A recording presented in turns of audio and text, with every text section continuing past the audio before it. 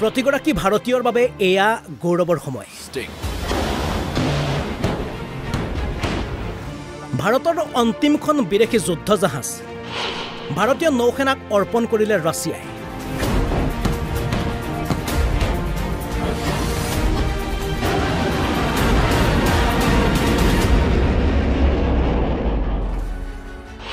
INS তামালক আদৰিবলৈ সাজু ভাৰতবাসী Legendary weapon rises as a new warrior. INS Tamal. চীন পাকিস্তানৰ বুকু কপাই কিছু সময় পাছৰে পৰা ভাৰত মহাসাগৰত দপদপাব ভাৰতৰ INS তামাল INS তামাল হৈছে ভাৰতৰ অন্তিমখন বিদেশী যুদ্ধ জাহাজ প্ৰায় 50 লাখ কোটিত নিৰ্মাণ কৰা INS তামাল এতিয়াৰ পৰা ভাৰতৰ সম্পদ শত্ৰুৰ দুৰ্গ কপাই এয়া সাগৰীয় পথেৰে ভাৰতলৈ আহি আছে ৰাছিয়াই নিৰ্মাণ কৰা ভাৰতৰ অন্তিমখন বিদেশী যুদ্ধ জাহাজ সাগৰৰ ঢৌফালি এয়া আহি আছে INS তামাল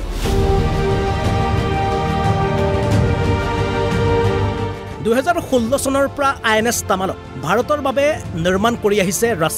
ৰাছিয়াৰ কলিংগ্ৰাডত 2016 চনৰ পৰা নিৰ্মাণ হৈ আহিছিল এইখন INS তামাল INS তামালক তামাল নাম দিয়াৰ আঁৰৰ কাহিনী হ'ল সনাতনী হিন্দু ধৰ্মত ইন্দ্ৰ হৈছে দেৱলোকৰ ৰজা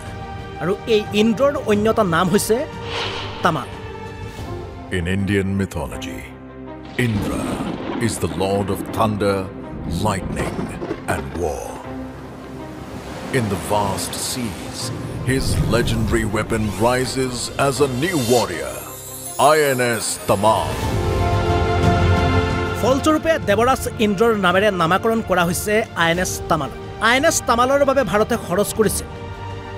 ভাৰতৰ মুঠ বাজেটৰ 4.4% তুলনামূলকভাৱে INS তামালৰ বাবে ভাৰতে প্ৰায় 34.96 লাখ কোটিৰ পৰা 50.65 লাখ কোটি টকা খৰচ কৰিছে আৰু এই INS তামাল হৈছে বিদেশী ৰাষ্ট্ৰই নিৰ্মাণ কৰা ভাৰতৰ অন্তিমখন যুদ্ধ জাহাজ কিয়নো মোদী চৰকাৰৰ আত্মনিৰ্ভৰ ভাৰতৰ আঁচনি অনুসৰি ইয়াৰ পিছৰে পৰা ভাৰতে নিজেই নিৰ্মাণ কৰিব সকলোবোৰ প্ৰয়োজনীয় যুদ্ধ জাহাজ এবাৰ জানো আহক ভাৰতৰ বাবে ৰাছিয়াই নিৰ্মাণ কৰা INS তামাল কিমান শক্তিশালী তথ্য অনুসৰি 33 বিধ কাৰিকৰী কৌশল থকা INS তামাল 26% ব্যৱহাৰ কৰা কৌশল হৈছে ভাৰতীয় INS তামালৰ ওজন হৈছে 4000 টন দৈৰ্ঘ্য হৈছে 125 মিটাৰ উচ্চ কাৰিকৰী কৌশল ব্যৱহাৰ কৰা এই INS তামালে মাটি আৰু আকাশত থকা যিকোনো টাৰ্গেটক আঘাত আনিব পাৰে ভাৰতে নিৰ্মাণ কৰি থোৱা MRSM 12টাকৈ মিছাইল চলাব পৰাকৈ INS তামালত আছে 12টাকৈ মিছাইল লঞ্চাৰ ইচ্ছা কৰিলে ভাৰতীয় নৌসেনাই একেলগে চলাব পাৰিব এই 12টাকৈ মিছাইল সমান্তৰালভাৱে ভাৰতে পানী আৰু মাটিলৈ চলাব পৰাকৈ এই INS তামালত আছে সুপাৰসনিক ব্ৰহ্মোছ ক্ৰুজ মিছাইল 7 পৰা 15 কিলোমিটাৰ দূৰত্বত থকা যিকোনো সাগৰীয় শত্ৰুক আক্ৰমণ কৰিব পৰাকৈ INS তামালত ব্যৱহাৰ কৰা হৈছে 100mm মেইন গান লগতে আছে তাৎক্ষণিক আক্ৰমণ কৰিব পৰাকৈ AK-630 আৰু RBU 6000 এন্টি সাবমেৰিন ৰকেট লঞ্চাৰ শত্ৰুপক্ষৰ সাবমেৰিনক আক্ৰমণ কৰিব পৰাকৈ INS তামালত আছে Ka-28 এন্টি সাবমেৰিন এটেক হেলিকপ্টাৰ আৰু Ka-31 এয়াৰবোৰ্ন আৰ্লি ৱাৰ্নিং হেলিকপ্টাৰ্ছৰ পাৰ্কিং ব্যৱস্থা মুঠতে অতি আধুনিক এই INS তামালত 33 বিধ বিশেষ হাতিয়াৰ আছে আৰু এনেদৰে সাগৰৰ ঢৌফালি আহি আছে দেৱৰাজ ইন্দ্ৰৰ নামেৰে নাম ৰখা ভাৰতৰ INS Tamal Team Tamal is combat ready with cutting edge technologies, weapons and sensors. We will ensure maritime dominance anytime, anywhere and always, true to our motto of Sarvatra Sarvada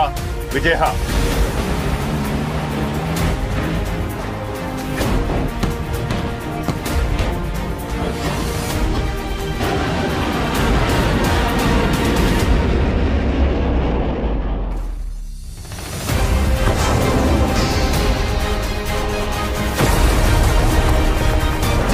हमेशा